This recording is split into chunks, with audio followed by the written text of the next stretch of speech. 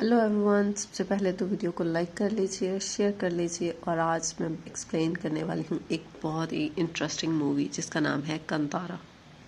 इतनी ज़्यादा हाइप देख के मुझे लगा इसे तो एक्सप्लेन करना बनता है। आज मैं इस मूवी को एक्सप्लेन करूँगी लेकिन तस्वीरों के साथ। कुछ कहानियाँ ऐसी होती हैं जो हमेशा हमें याद रहती हैं और वो कहानियाँ वो होती हैं जो हमारी एक्सपेक्टेशन से बढ़ के हमें कुछ दिखाती हैं। कांतारा के आखिरी 15 मिनट तो बिल्कुल ऐसे हैं जो हमें हमेशा याद रहने वाले हैं। तो टाइम ज़ाया किए बगैर स्टार्ट करते हैं मूवी को एक्सप्लेन करना। मूवी के टाइम में हम देखते हैं 1847 का टाइम, जहाँ से कहानी शुरू होती है एक राजा से जिसके पास बहुत बड़ा राज्य था। उसके पास दौलत भी थी, जायदाद भी थी और सुकून भी था।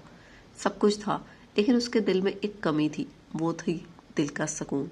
वो बहुत से मंदिरों में सोना चढ़ाता है, गरीबों को खाना खिलाता है, बहुत सारे नेक काम करता है, लेकिन फिर भी उसे सुकून नहीं मिलता। वो बहुत ज़्यादा मायूस होता है और एक साधु के पास जाता है। साधु उसे बताता है कि ये सुकून तुझे तभी मिलेगा जब तू खुद चाहेगा, और ये सुकून चलकर तेरे पास आएगा, बस तू चलता जा। राजा अपने खानदान को छोड़कर चला जाता है, बहुत सारी तीर्थ यात्रा करता है, कई ऋषि मुनियों से मिलता है, लेकिन फिर भी नहीं मिलता तो दिल का सुकून।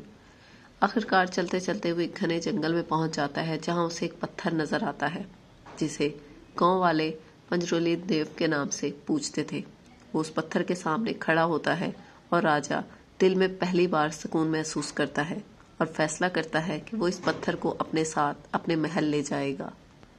लेकिन गांव वाले मना कर देते हैं और उसे समझाते हैं कि ये हमारे भगवान हैं, यही हमारे जंगल की हिफाजत करते हैं, लेकिन राजा नहीं मानता। इसी दौरान कुछ एक गांव वाले भी उसी देव में आ जाते हैं और वो राजा से कहते हैं कि अगर तू चाहता है कि मैं तेरे साथ चलूं तो जितनी दूर तक मेरी आवाज़ जाएगी उतनी ज़मीन तू इन गांव वालों को देने का पाबंद होगा। राजा मान जाता है, मगर देव एक शर्त रखते हैं कि अगर कभी तूने ये वादा तोड़ा तो तू मेरा दूसरा रूप देखेगा जो सब कुछ तबाह कर देगा। राजा वादा कर लेता है और आखिर उसे सुकून मिल जाता है। अब हम टाइम देखते हैं 1970 का, 150 साल बाद का, जहां कहानी पहुंच जाती है एक गांव में जहां भूतकोला के नाम का एक फेस्टिवल चल रहा था। ये एक ऐसी रस्म थी जहां लोग अपने देवता की खुशी में डांस करते हैं और कहते हैं इस दौरान देव उनके जिस्म में आते हैं और उन्हें आशीर्वाद भी देते हैं। कई सौ साल से ये रस्म चल रही थी। इस फेस्टिवल में राजा का एक वारिस भी आ जाता है, लेकिन वो बहुत लालची था। वो जमीन बेचकर मॉल और बिल्डिंग्स बनाना चाहता था। उसे भूतकोला की ये रस्म भी फालतू लगती थी, मगर जब वो देव के सामने मजाक उड़ाता है तो वो उसे वार्न करते हैं कि अगर तूने इस जमीन पे कब्जा किया तो तू तबाह हो जाएगा। वो इन बातों को मजाक समझता है और कोर्ट चला जाता है, मगर अगले ही दिन वो खांसी के साथ खून उगलकर मर जाता है। यहाँ हम समझ पाते हैं कि देव का अगर रूप गुलाई का देव जो उसकी जान ले लेता है। होती है राजा के एक और वारिस शिवा की। वो एक बफेलो रेस कंबाला में हिस्सा लेता है और हमेशा की तरह वो जीत जाता है, मगर उसे धोखे से हराते हैं। वो गुस्से में जमींदार के आदमियों से लड़ता है। यहाँ जबरदस्त फाइट के सीन सिखाए जाते हैं। जमींदार देवेंद्र इंद्र से बुरा नहीं था, वो गांव वालों की मदद करता था और शिवा को इनाम के तौर पर एक मोटरसाइकिल भी देता है।